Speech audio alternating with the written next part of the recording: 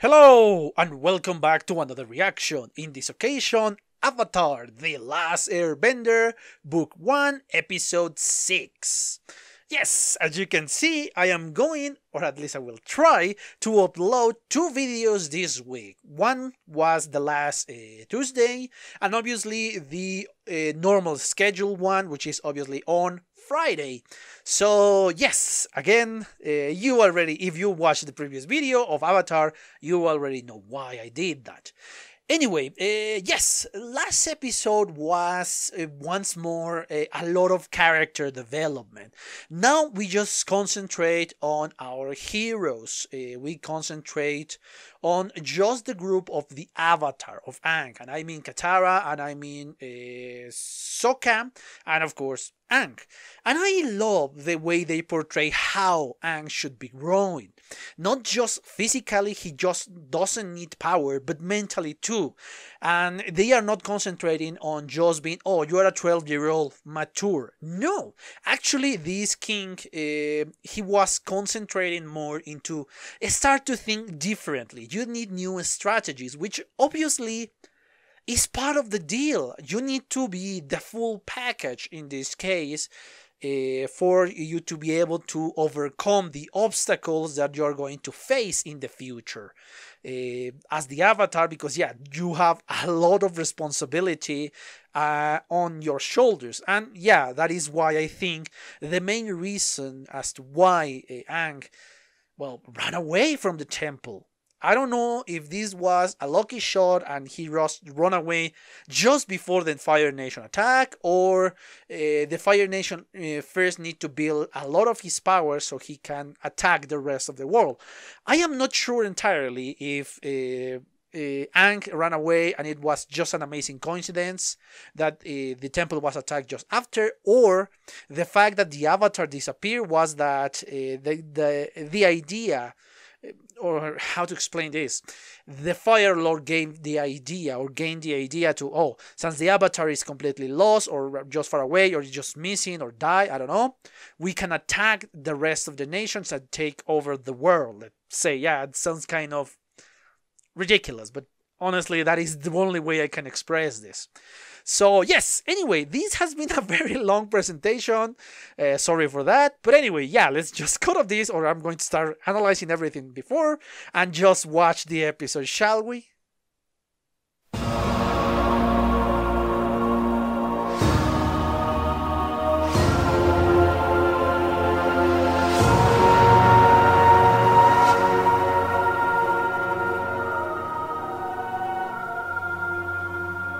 Okay, I'm back. I just watched the sixth episode of the first book of Avatar: The Last Airbender, and yes, it was a fascinating topic that we have in this episode. Why I say this? Because again, and perhaps I'm repeating myself way too much, but it's a recurrent topic.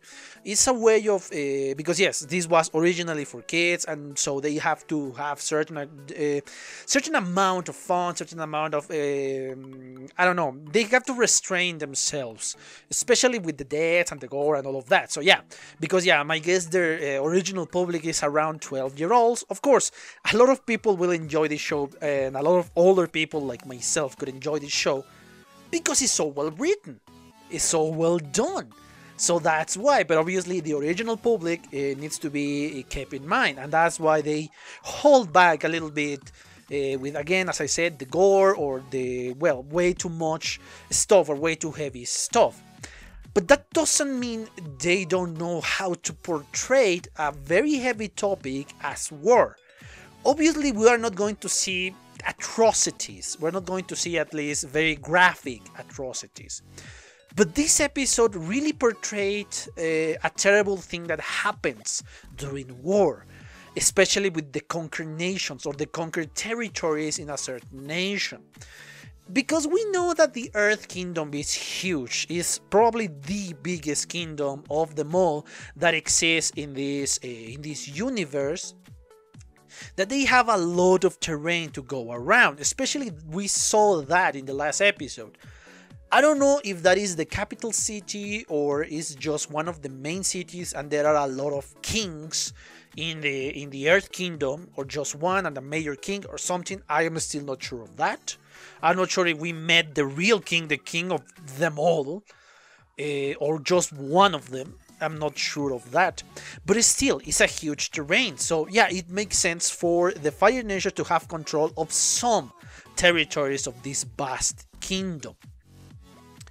And what I'm going with this is that those people who are in the territory are taken away, especially those that are benders. Because yeah, the people who are not capable of bending, they could be just used as, well, as we saw in this episode, to gain a monetary gain, to make them work in the mines, but they need to have them kind of happy because yeah, not everybody needs to work here, at least not in the mines as we saw before. But obviously the ones who can fight back, in this case the Earthbenders, are obviously taken away from the resource that they could take, or the resource they could use to defend themselves, in this case the Earth. So they take into this platform, and obviously this is metal, they cannot bend metal, and yeah, they are taken away from their power is taken away from them. I think it's a better analogy. And again, we're portraying the cruelty of war. Yes, this cruel nation doesn't care about the well-being other than their own people, and even their own people, because we have seen them mistreating their own people. So they take away and they practically enslave these Earthbenders so they can build the ships that the Fire Nation need to attack their own people. But they have no option if they want to survive. So therefore, it's a portray of the cruelty of war without being too graphic. But you still can feel the heavy weight of, yeah, the consequences of war, the cruelty of the human being. Especially a human being who believes himself to be above the rest. And I guess you start to think why I am referring to. I'm not going to mention, because this is a universal language. This is a universal message. And this is something I like about this show. Again, they are wonderful at constructing a world and telling you the horrors of war without giving you names, without being on your face. Again, they are not on your face. And I'm going to speak up about a topic that I've been seeing in a lot of modern shows. Shows that are dated always say things like, let's say, Trump. Trump is the main villain so far. Trump is the main villain of everybody. I'm not saying Trump is right, I'm not saying Trump is wrong, but he is portrayed as the main villain. Because again, I'm not going to politicize my videos. I'm not here to speak politics. But what I mean about dated, they try to portray Trump as the villain, as the main bad guy. And that is way too in your face. And the message come across, oh my god, again, political stuff in your cartoons or in your anime or in whatever. And you get tired of that topic very easily, fairly easily.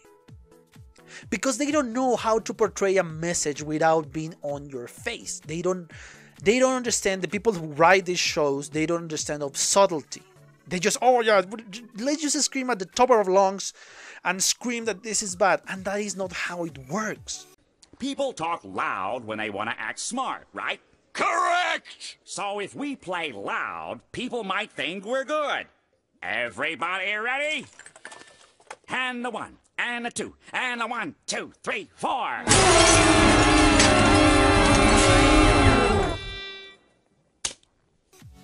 What the show does is portraying a universal message without again being in your face. You understand who the bad guys are. You understand why the bad guys are, well, the bad guys. You understand all of that without saying, I don't know, the Fire Lord Trump or the Fire Lord Trumping or something so ridiculous like that. Or back then, I don't know which was the main villain back then, or the political villain back then. But yeah, without being that obvious. And that is why this show holds up so well. It's timeless. because they know what they are doing. They are giving you subtle message about war. Or without saying Hitler, let's say, yeah. Because this reminds me a lot of the Nazi Germany. And they don't use that. They don't use their names because they don't need to. They can give the message or get the message across without being in your face. And that is why it's so wonderful. This series so far has been a marvel because of that. Because they are capable of being subtle. Because they are capable of portraying a message without being in your face. And that is something commendable about this show. And again, I love the characters because now we saw exactly what I was saying in a couple of episodes ago, that, oh yes, we don't have the portrait or the character development of character going forward from Katara, and they just deliver this. The main character in this episode is not Aang. Aang is part of the main crew, yes. But actually the one who really moved forward the plot is Katara, thanks to her relentlessness, to her courage, and all of that. And I love how they portrayed her in this episode. And I love how they portray the prisoners back then. When Katara start to speak about revolution the first time, nobody listened to her, and the warden was fine by that.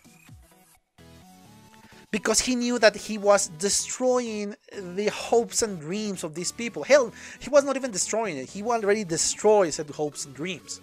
So he was sure, oh, he said, let her speak. This is going to break her even more. Because she's still holding hope. But when that hope is lost, she's going to be just like the rest. So it doesn't matter, let her be. That's why this villain is not stupid in that moment. Because he knew that he had the absolute control of the situation. I love that little aspect of the show. That, yeah, you show us broken people, but makes sense that they are broken people. Because I guess the father tried to do that revolution when he first arrived into this place. My guess, this wasn't the first time he saw something like this happen. But he was failing and failing and failing so much that in the end he lost hope. It makes sense for these people to be broken. Because they fail so much. And they lose all hope. And obviously the son was always admiring his father. And when he saw his father all completely broken in the inside, he loses hope immediately. So that's why. And it's a brilliant point which we are reached within this episode. I love that aspect that, yes, you need to build up this. You need to make it excited for us, but you need to make it to have a sense of why this is happening the way it's happening. And everything make sense. And of course, Katara wanted to be a hero because she needs to help these people. Not only for her, but for the mother, because she makes an emotional connection with the mother and obviously with the son. She felt guilty because she was the one who bring the son to this prison. The last hint of hope for the mother. And yeah, many people will say she was a coward. But no, she was actually trying to protect her son. And again, it makes sense. It makes sense that she wanted to protect her son. It's the only thing that she has. It's the only ray of hope that she has left. The son. Yeah, again, we're seeing the scale of gray. It's not everything black and white. That, oh, you're just a coward. No, there is a reason behind that cowardness. The only one that's really a coward and really gets my freaking blood boiling is the freaking old man. Come on, you...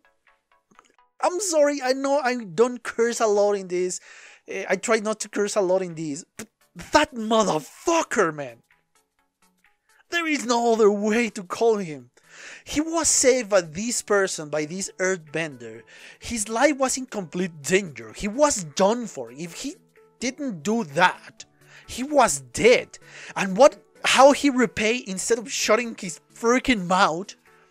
He just sold him out. And I'm sorry, but I don't care what is his business. I don't care. I don't care if he has a family. Your life was in danger. You own this person, your life. And yes, I wanted to punch that old man so much. Because that is true cowardice. That is how a coward looks like. And I don't care the reasoning behind. He's a fucking coward. I'm not backing from that statement. But again, let's return to the episode in order. And I love the last scene because again, in this episode in particular, Aang is just a plot device. A well done plot device, don't get me wrong. But he wasn't a main character. And when the call was delivered, and I love this little moment, that even when Katara gave them a little bit of hope, they were so broken that they could not fight back in that moment. And only thanks to the bravery, because yeah, he has so little time in this prison that he has not the time to be completely broken.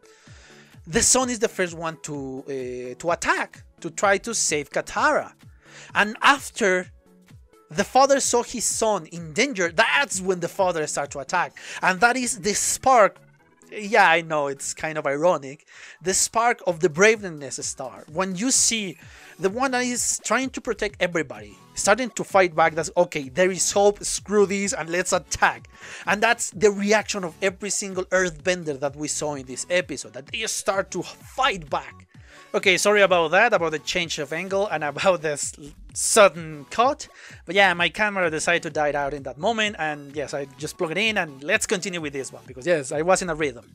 Anyway, as I was saying, I love how the earthbending worked in this episode. Because yes, when they start to fight back, they notice that the coal they were using was too small, and obviously the Fire Nation was just burning it away, and it was not enough for them to defeat these little members, or these few members of the Fire Nation.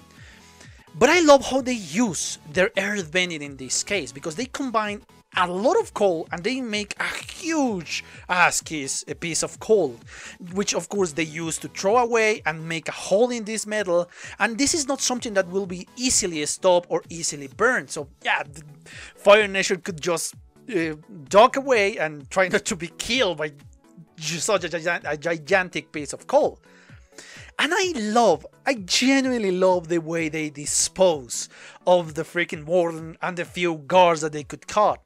They just throw it in the ocean, in which they cannot longer use their fire bending because they are wet. And oh man, that is just gorgeous, just gorgeous.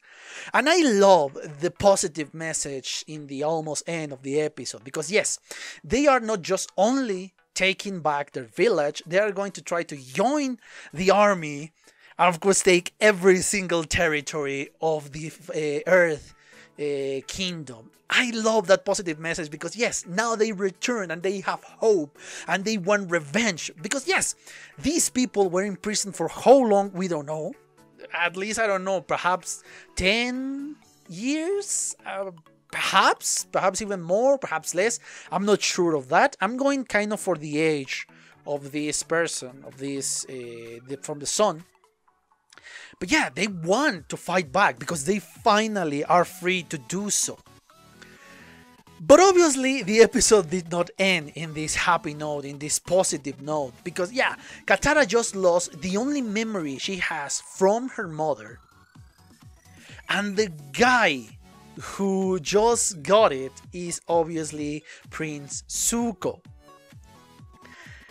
And I like the fact that he is the closest from the Fire Nation, because as you mentioned in one of your comments, he's been shown as being relentless, that he really is desperate, or I don't know, he's stubborn to get the Avatar alive in this case. And he is the one who is really trying hard to get his goal, to get the avatar.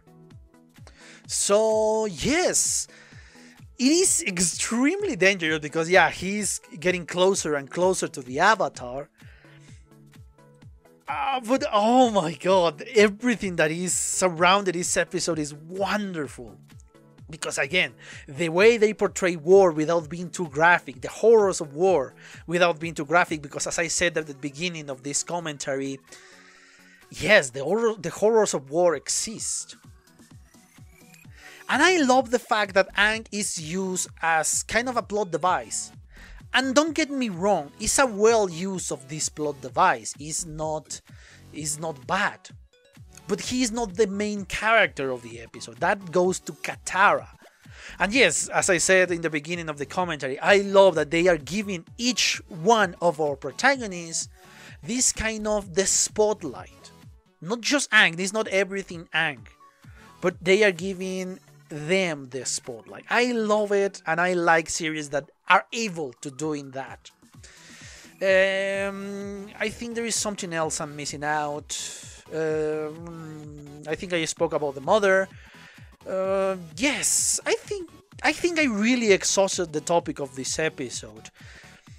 Yes, I love this one because everything I have said before, but I think I already finished what I wanted to say.